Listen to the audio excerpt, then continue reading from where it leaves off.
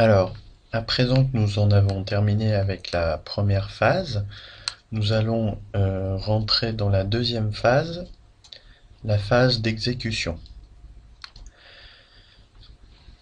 Dans la phase d'exécution, la première chose à voir est le champ exploratoire. Alors, ce champ exploratoire, il se définit a priori, mais il ne fiche pas l'action. L'enjeu va consister à s'appuyer sur les vertus en puissance de la technologie et de les transformer en termes de valeur pour les clients potentiels. Pour faire simple, un champ exploratoire, c'est ce qui permet de bien définir le périmètre du projet.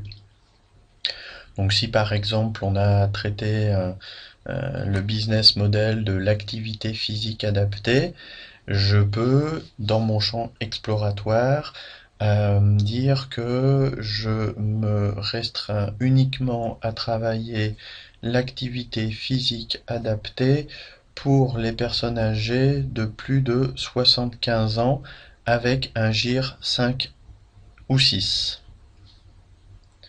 Voilà.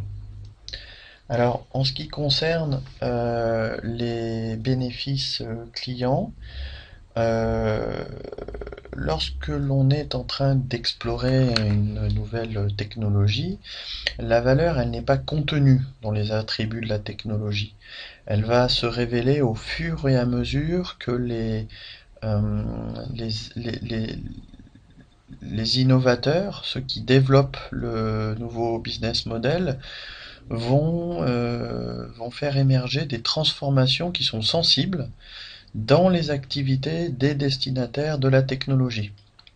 On parle alors de nouvelles expériences, d'effets utiles ou de bénéfices clients.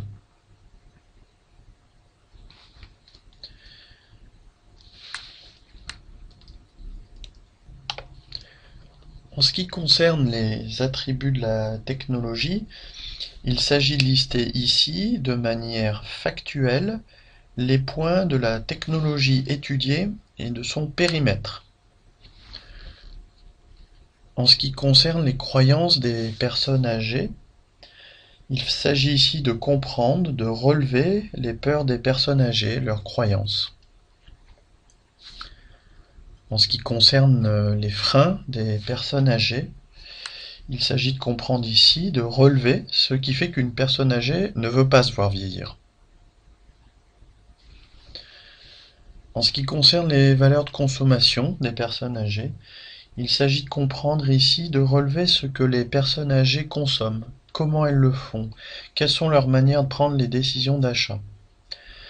Les valeurs de consommation, c'est ce que l'acheteur consent à faire comme sacrifice, que ce soit en termes d'argent, de temps, on parle de valeur d'échange, et cela pour espérer tirer des bienfaits de l'usage d'une technologie de manière objective et puis aussi de manière non objective. On parle de valeur d'usage.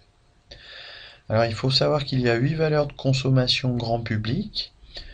La première est l'efficience et l'excellence, qui sont des valeurs économiques. La seconde, c'est le jeu et le plaisir, ce sont les valeurs expérientielles.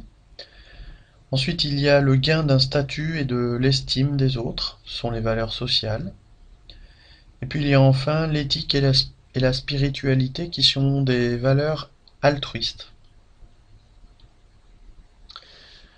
Pour terminer la partie qui traite des bénéfices clients, le dernier point est la méthode Kotik. C'est une méthode qui permet de faire le lien entre une technologie et les usages quotidiens de la personne âgée selon 4 axes qui sont le savoir-faire, les pratiques, l'identité et l'environnement de la personne âgée.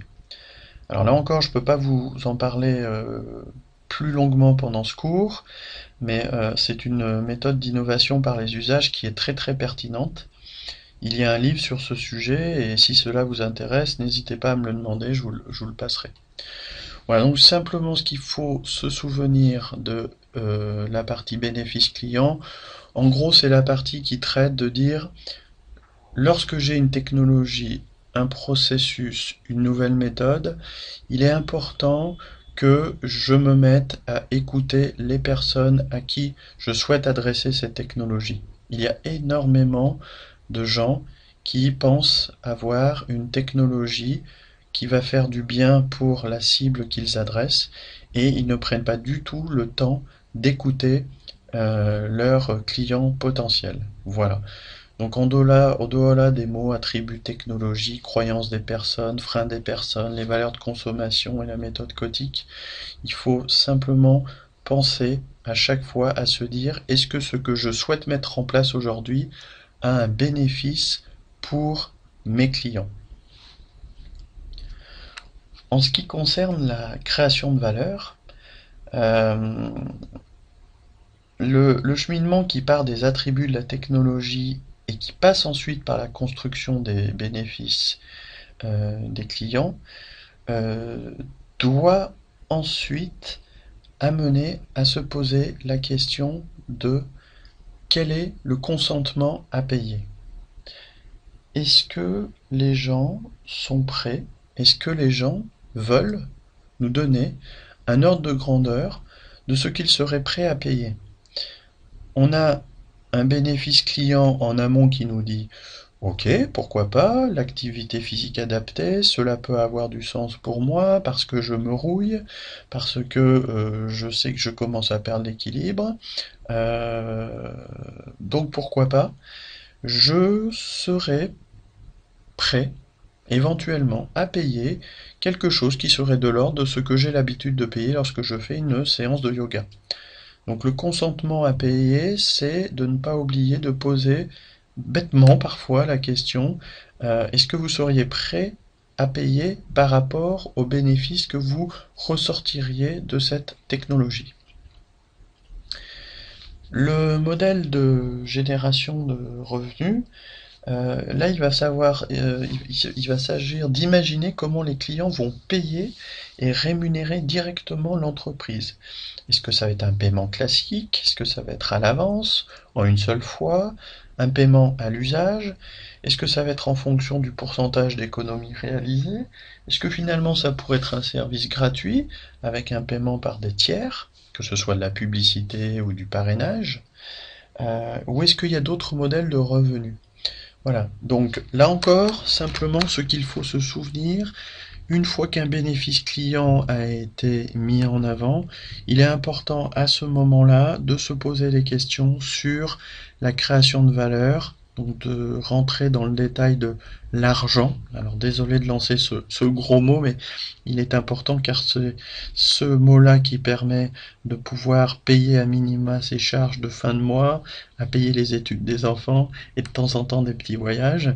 Donc il faut absolument à partir de ce moment-là se poser la question de savoir si il y a des clients qui sont prêts à payer et si oui, quel est le modèle de génération de revenus qu'il est important de mettre en place pour pouvoir adresser la technologie auprès de mes clients.